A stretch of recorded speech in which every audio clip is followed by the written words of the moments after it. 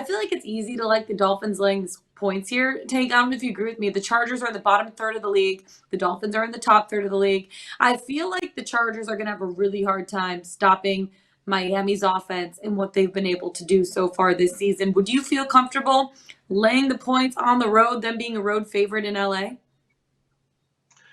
So this is another game where I look at the motivations of the teams coming in, and you have the Dolphins coming off a tough loss to the San Francisco 49ers, but yet and still the Chargers were going into a game against the Raiders where they were favored. But the Raiders, they've been on this hot streak, and the heater continues. Like Josh Jacobs ran the Yep. ball down their throat because the Chargers can't stop the run, and the Raiders came out of there with the win. And so now you have two motivated teams who are like scrapping for their playoff lives coming into this matchup. And so I think this is going to be a highly competitive game.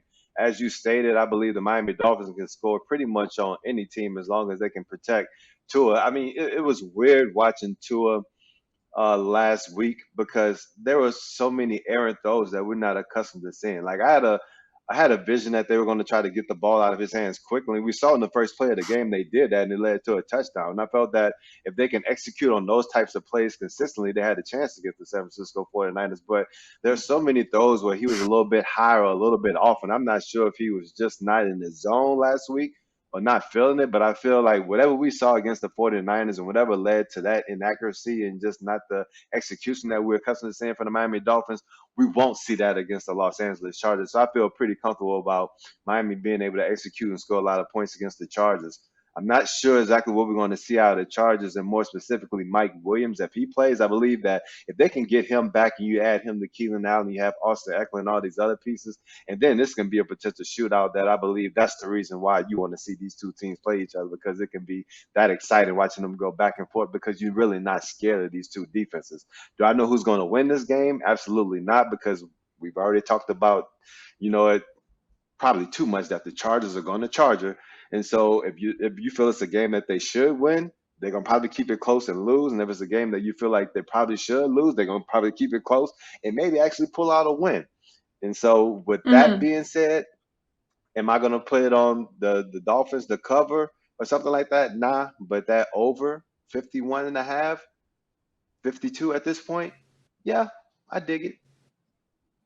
Yeah, absolutely. I feel like you said, this could be a shootout going back and forth in the first half. And I just feel like maybe the Chargers will charge her and let it slip away in the second half, slowly or quickly. I don't know. But I just feel like the Dolphins' offense is a little bit too much for the Chargers to be able to handle for the full game, Jared. How do you feel this one plays out?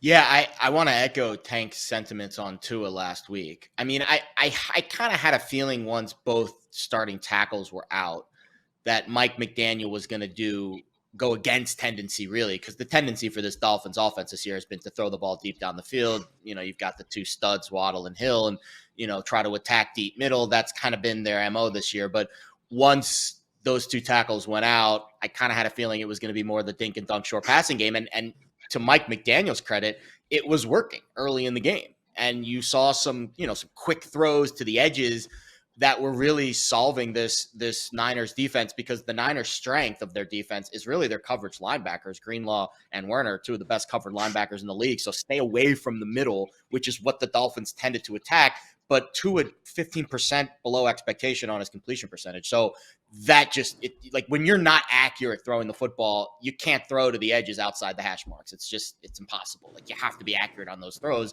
and Tua wasn't. This week, he gets a much softer Chargers defense. And I think that's going to be really the MO here. Can Tua bounce back and show you that, hey, listen, tough matchup, both starting tackles out. We'll see what Jackson and Armstead's status are. I think Armstead's going to be out for a significant period of time. Jackson might return. So we'll see which if they do get him back, that's huge. And on the other side for the Chargers, I mean, their entire right side of the offensive line's out. Pimpkins and Johnson, and then the center, Lindsey. And then all of a sudden you throw in this Dolphins defense, which 6 sacks last week against the good offensive line. And, I know it was Purdy and not Jimmy G for most of the game, but still 6 sacks against a good Niners team. I think that's positive. So to me, it's the Dolphins getting pressure on Herbert. Obviously, Mike Williams being back would be absolutely huge. Total steaming up there through that key total of 51 is big. So I think now clearly the sharp money like the over early. We'll see if it bounces back a little bit more to the under now that we've gone through that key number. But I see points here as long as the Chargers offensive line can hold up enough, especially if Mike Williams is back. I think the over is a good angle in this game.